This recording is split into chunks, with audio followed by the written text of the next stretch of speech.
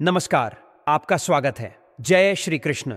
राधे राधे। मैं आपको बताऊंगा कि सिंदूर में क्या रखना चाहिए और पीरियड्स में सिंदूर गिरने से क्या संकेत मिलते हैं और महिलाएं मांग में सिंदूर लगाते समय क्या गलतियां करती हैं।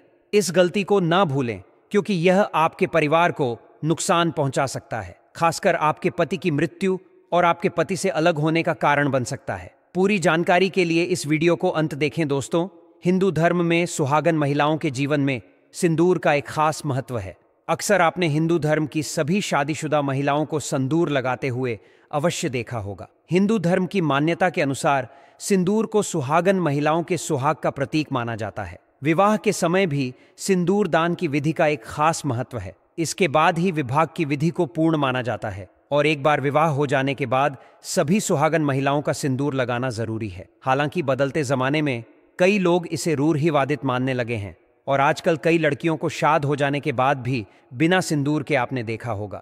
लेकिन दोस्तों, जानकर आपको हैरानी होगी कि हिंदू धर्म में बनाई गई इन परंपराओं के केवल धार्मिक महत्व नहीं है, बल्कि इसके संदर्भ में कई वैज्ञानिक महत्व भी बताए गए हैं। धार्मिक मान्यताओं के अनुसार सिंदूर लगाने के भी कई नियम होते हैं जिनका पालन करना अनिवार्य है। सिंदूर लगाने के संदर्भ में जो भी नियम बताए गए हैं, सभी सुहागिन महिलाओं को नियमों का विधिपूर्वक पालन जरूर करना चाहिए, अन्यथा उनके जीवन में परेशानियां उत्पन्न होने लगती हैं और उनके पति को कष्ट सहने पड़ते हैं। जो महिलाएं सिंदूर लगाने के नियमों का पालन नहीं करती, ऐसी महिलाओं के पति को धन और स्वास्थ्य संबंधित समस्याओं का सामना करना पड़ता है। तो आइए जानते हैं सिंदूर लगाने के वह कौन से नियम हैं जिनका पालन हर महिलाओं को जरूर करना चाहिए। लेकिन उससे पहले तो आपसे रिक्वेस्ट है कि वीडियो को लाइक करें, अपने दोस्तों के साथ शेयर करें और अगर आपने अभी तक चैनल को सब्सक्राइब नहीं किया है तो सब्सक्राइब करके बेल आइकन जरूर प्रेस करें दोस्तों।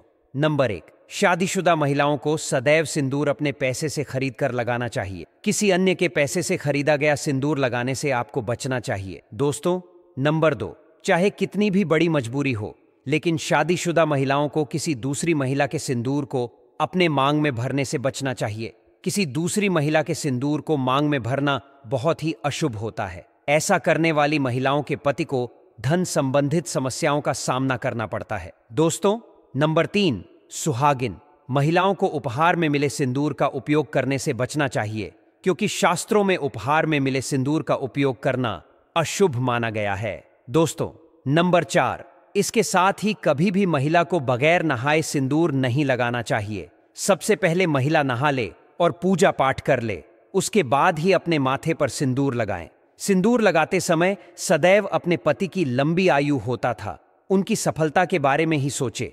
इससे उनका भाग्य और भी अधिक प्रबल और शक्तिशाली बनता है। और मांग में सिंदूर लगाते समय माता पार्वती को आप पहले ध्यान में लाएं, क्योंकि अखंड सौभाग्यवती का वरदान माता पार्वती से ही प्राप्त होता है दोस्तों। नंबर 5, घर में अगर किसी भी तरह का सुप्तक है या पीरियड्स आ रहे हैं तो आप सिंदूर ना लगाएं, क्योंकि सिंदूर लगाने से ऐसे समय में सिंदूर का अपमान होता है दोस्तों। नंबर 6, सिंदूर का गिरना बहुत ही बड़ा अपशगुन माना जाता है, इसीलिए इसे हमेशा ही बच्चों की पहुंच से आपको दूर रखना चाहिए।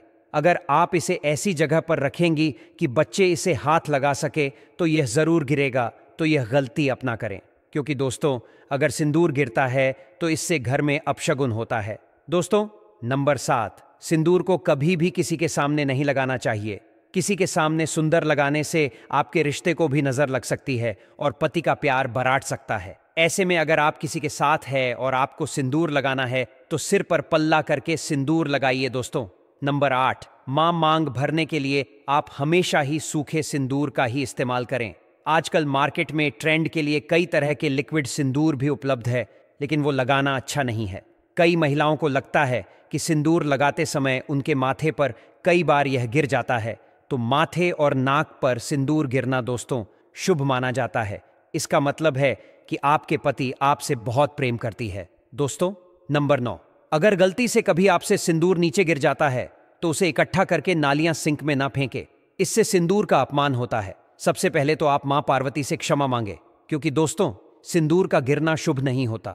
अगर आप मां पार्वती से हाथ जोड़कर क्षमा मांगते हैं तो इससे काफी हद तक अशुभ टल जाता है। उसके बाद सिंदूर को इकट्ठा करके माथे से लगाकर किसी पैर के नीचे रख दें दोस्तों।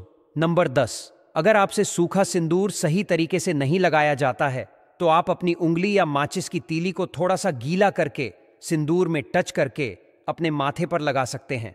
इससे सिंदूर ना ही फैले और ना ही आपके चेहरे पर गिरेगा, लेकिन इस्तेमाल आपको हमेशा सूखा सिंदूर ही करना है। चलिए आपको एक बेहद असरदार और अनोखा उपाय बताते हैं, लेकिन उससे पहले अगर आप भी चाहते हैं कि मां लक्ष्मी की कृपा हमेशा आपके ऊपर बनी रहे तो इस वीडियो को लाइक जरूर कर दीजिए। और अगर अब तक आपने चैनल लॉयल दरबार को सब्सक्राइब नहीं किया है तो अभी करें और कमेंट में जय लक्ष्मी माता लिखकर मां का आशीर्वाद अवश्य प्राप्त करें। तो चलिए अब आपको वह रहस्यमयी और अद्भुत उपाय बताते हैं जिसे करने के बाद आपके जीवन में धन, समृद्धि और तरक्की के रास्ते खुलने लगेंगे। सबसे पहले आपको अपने घर में उस खास जगह को पहचानना है जहां से चींटियां अक्सर बाहर आती हैं। यह स्थान बहुत महत्वपूर्ण होता है और इसे पुराने शास्त्रों में कीड़ी नगर कहा गया है। यह वह स्थान होता है जहां प्रकृति का एक छोटा सा लेकिन बहुत ही रहस्यमयी चक्र चलता है। जब आप इस जगह को ढूंढ लें तो अब अगला कदम है आपके घर के नजदीकी पीपल के पेड़ की तरफ जाना। ध्यान रहे कि पीपल का पेड़ प्राचीन मान्यताओं में एक अत्यंत पवित्र और ऊर्जा से भरा हुआ स्थान माना गया है। अब आपको बाजार जाना है और वहां से सतजा खरीद कर लाना है। अगर आपने इसके बारे में पहले कभी नहीं सुना तो बता दें कि सतजा एक प्रकार का सूखा खाद्य पदार्थ होता है जिसे आमतौर पर किराने की दुकानों पर भी पाया जा सकता है। यह खास तौर से चींटियों का प्रिय भोजन होता है। इसे घर लाकर अब आपको रोज सुबह उस स्थान पर जहां से चींटियां निकलती हैं उस जगह के इर्द गिर्द सतजा को डाल देना है। इसके बाद पीपल के पेड़ के पास जाइए। अक्सर पीपल के पेड़ों के चारों ओर मिट्टी या ईंटों से बनी एक छोटी सी संरचना होती है जिसे स्थानीय लोग डोली कहते हैं। यह एक तरह से उस स्थान की दिव्यता का प्रतीक होता है। अब आपको सतजा का थोड़ा हिस्सा उस डोली के पास रख देना है। यह क्रिया बेहद सरल है, लेकिन इसके पीछे छुपी आध्यात्मिक ऊर्जा का प्रभाव इतना गहरा है कि कुछ ही दिनों में आपको अपने जीवन में सकारात्मक बदलाव महसूस होने लगेंगे। अब आते हैं दूसरे भाग की ओर, जो थोड़ा और विशेष है। इसके लिए आपको एक साबुत नारियल लेना है और उसे बीच से 2 टुकड़ों में काट देना है। इन दोनों हिस्सों के अंदर थोड़ी मात्रा में सतजा भर देना है। अब आपको वही स्थान यानी कीड़ी नगर को फिर से याद करना है। उस स्थान से लगभग आधा फुट की दूरी पर जमीन को थोड़ा सा खोदें और उस जगह इन नारियल के टुकड़ों को रख दें।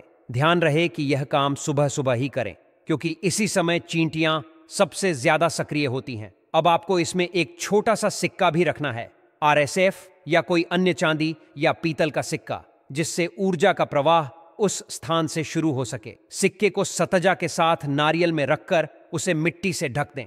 ध्यान इस बात का रखना है कि जब आप यह उपाय करें तब वहां से चींटियां निकलना अभी शुरू न हुई हों, क्योंकि जैसे ही वो निकलेंगी और इस नारियल तक पहुंचेंगी यह प्रक्रिया एक अलौकिक ऊर्जा को सक्रिय कर देगी। चींटियां इस सतजा को खाते हुए जैसे जैसे आगे बढ़ेंगी आपके जीवन के भी रुके हुए कार्य उसी तरह गति पकड़ेंगे। यह क्रिया न केवल आर्थिक तंगी को दूर करती है बल्कि जीवन के हर क्षेत्र में उन्नति का मार्ग प्रशस्त करती है। यह उपाय किसी आम किताब में लिखा हुआ नहीं बल्कि गुरुजी की कथाओं से लिया गया एक अनुभूत और सिद्ध तरीका है। अगर आपने कभी गुरुजी की कथा सुनी है तो आप समझ सकते हैं कि उनके बताए हुए हर उपाय में कितनी गहराई और ऊर्जा छुपी होती है। यह उपाय उन्हीं की एक प्रवचन से लिया गया है जिसे मैंने स्वयं सुना और महसूस किया है। अगर आप चाहें तो उनके प्रवचन सुनकर भी इसकी पुष्टि कर सकते हैं। दोस्तों, यह उपाय जितना सरल लगता है उतना ही शक्तिशाली और परिणामकारी है। इसे करने में न तो बहुत ज्यादा खर्च आता है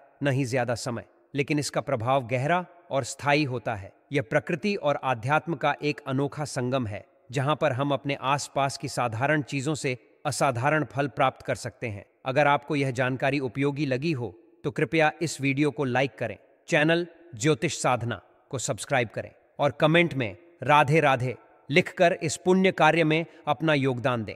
आपके द्वारा किया गया यह छोटा सा कार्य भी आपके जीवन में सुख, शांति और समृद्धि लाने में सहायक होगा। मां लक्ष्मी की कृपा आप पर बनी रहे, यही शुभकामना है।